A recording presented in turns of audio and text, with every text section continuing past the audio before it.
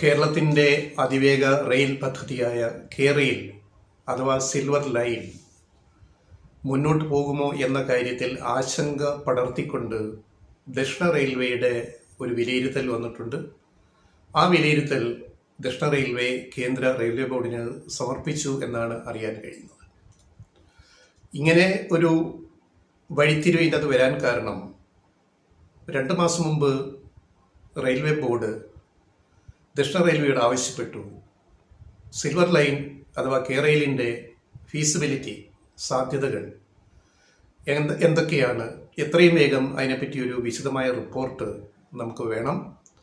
അതിന് കേരളിൻ്റെ ബന്ധപ്പെട്ട ഉദ്യോഗസ്ഥരുമായിട്ട് എത്രയും വേഗം ചർച്ച നടത്തണമെന്നുള്ള നിർദ്ദേശം കേന്ദ്ര റെയിൽവേ ബോർഡ് ദക്ഷിണ റെയിൽവേക്ക് നൽകിയതിന് പിന്നാലെയാണ് നവംബറിലും ഡിസംബറിലുമായിട്ട് 2 ചർച്ചകൾ കേരളയുമായിട്ട് ദക്ഷിണ റെയിൽവേ നടത്തിയത്.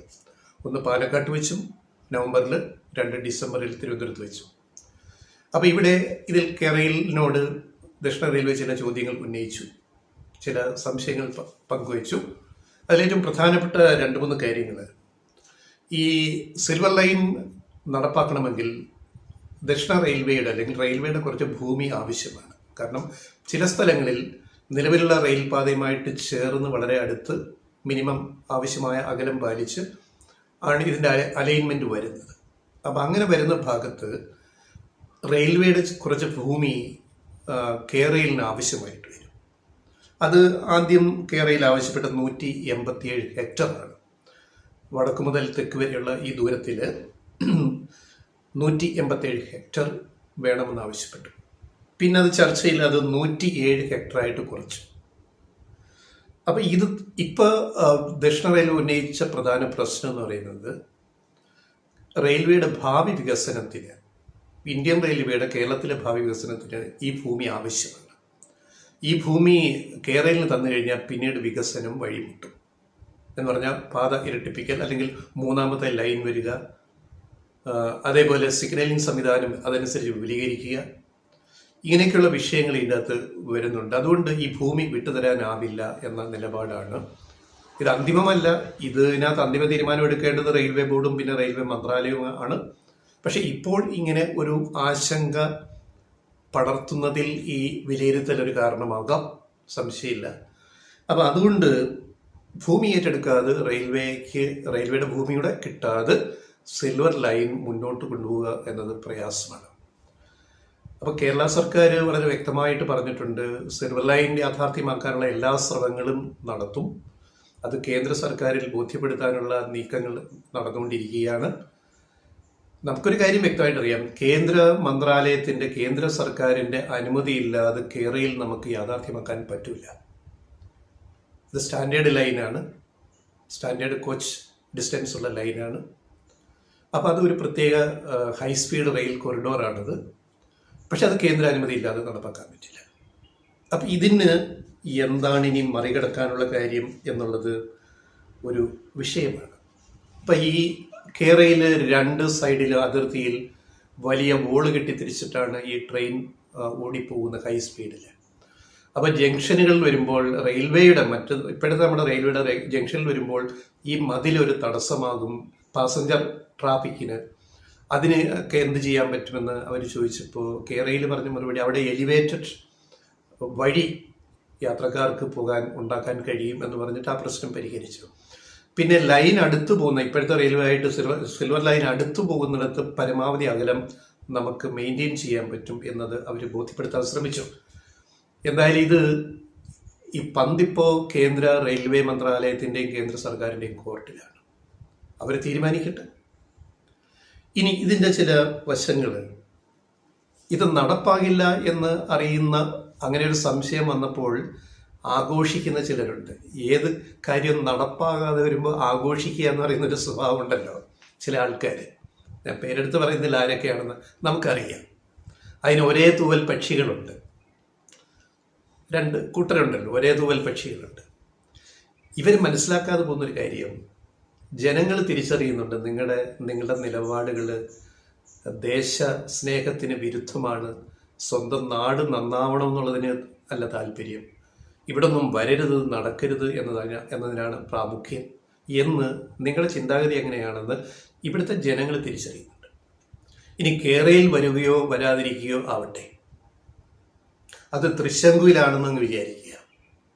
കാരണം കേന്ദ്രാനുമതി കിട്ടാതെ ഇതിങ്ങനെ ചർച്ച ഇങ്ങനെ നീണ്ടുപോയാൽ ഈ പ്രോജക്റ്റ് ഇങ്ങനെ തൃശങ്കുവിൽ നിൽക്കും. എന്ന് പറഞ്ഞാൽ ഭൂമിയിലുമല്ല ദേവലോകത്തുമല്ല, നടുക്ക് തൂങ്ങിക്കിടക്കുന്ന ഒരു അവസ്ഥയാണല്ലോ തൃശങ്കു എന്ന് പറയുന്നത്. ഇതെങ്ങും എത്താതെ ഇതിങ്ങനെ തൂങ്ങിക്കിടക്കുകയാണെങ്കിൽ അത് നീണ്ടുപോകും, സ്വാഭാവികമാണ്. പക്ഷേ നമ്മളൊരു കാര്യം മറന്നു പോകരുത്. ഉർവശി ശാപം ഉപകാരമായി എന്നൊരു പ്രയോഗമുണ്ടല്ലോ, അതാണിവിടെ. എന്തുകൊണ്ടാണ് വന്ദേ ഭാരത് വന്നത്?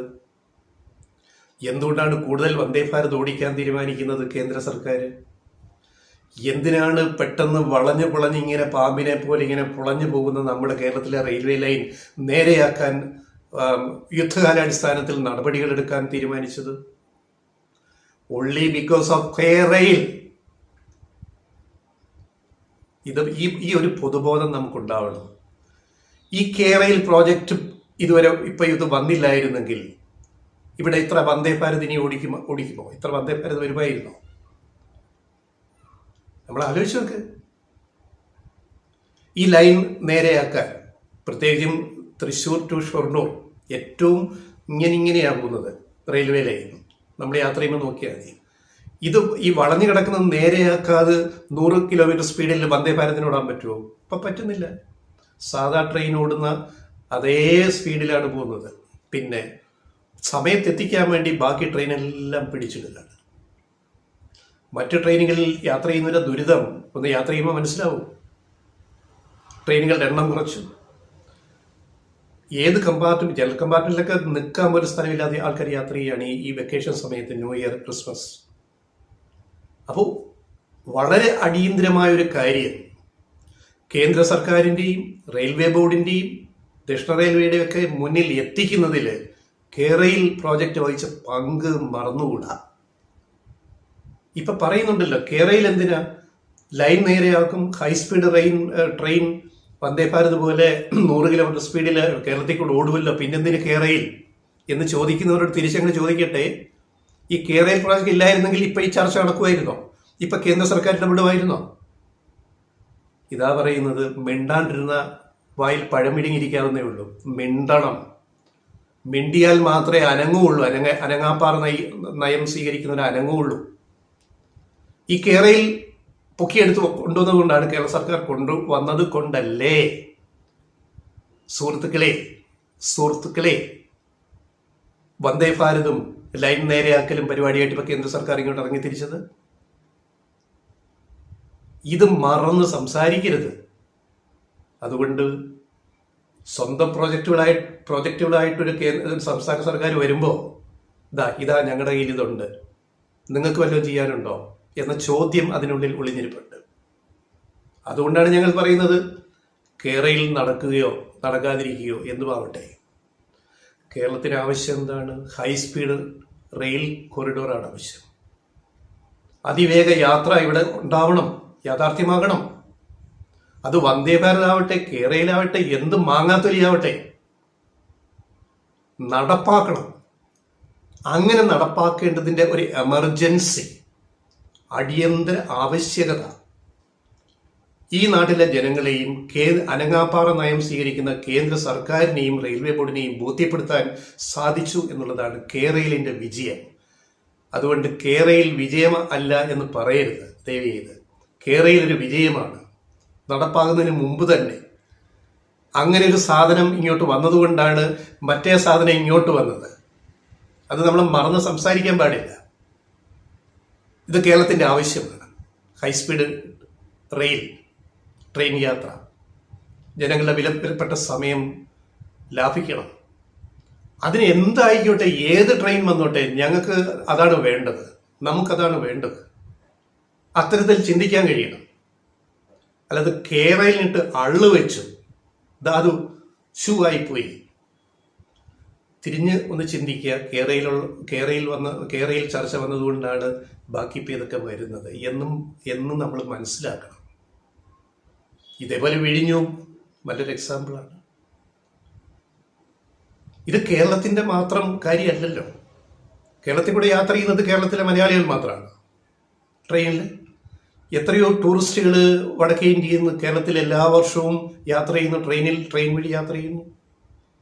അപ്പോൾ ഹൈ സ്പീഡ് ട്രെയിൻ ഇവിടെ വേണ്ടേ? അത് കേരളത്തിൻ്റെ മാത്രം ആവശ്യമല്ല. കേരളത്തിലേക്ക് വരുന്ന കേരളത്തിൻ്റെ പ്രധാന വരുമാനങ്ങളിലൊന്ന് ടൂറിസമാണ്. അപ്പോൾ കേരളത്തിലെ റെയിൽ ഗതാഗതം മെച്ചപ്പെട്ടാൽ കൂടുതൽ ആൾക്കാർ റെയിൽ മാർഗം, ട്രെയിൻ മാർഗം വടക്കേ ഇന്ത്യയിൽ നിന്നോ അന്യ സംസ്ഥാനങ്ങളിൽ നിന്നോ കേരളത്തിൽ വരും. കേരളത്തിലെ ടൂറിസം അത്രയും കൂടെ പുഷ്ടിപ്പെടും. ഇങ്ങനെ ചിന്തിക്കാൻ എന്താ കഴിയാത്തത് നമുക്ക്? എന്തിലും കുത്തിത്തിരിപ്പ് നടക്കുന്ന ആൾക്കാരിവിടെയുണ്ട് അല്ലേ? സത്യമല്ലേ ഇത്? ചർച്ചകൾ ഉണ്ടാവണം, വിവാദങ്ങൾ ഉണ്ടാവണം, എങ്കിലേ ജനങ്ങൾ മനസ്സിലാക്കൂ എവിടെയാണ് പ്രശ്നം എന്നുള്ളത്.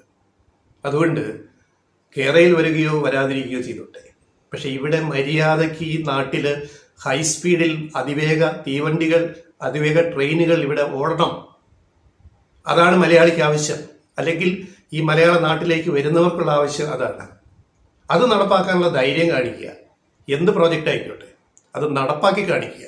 അതാണ് കേരളത്തിന് വേണ്ടത്.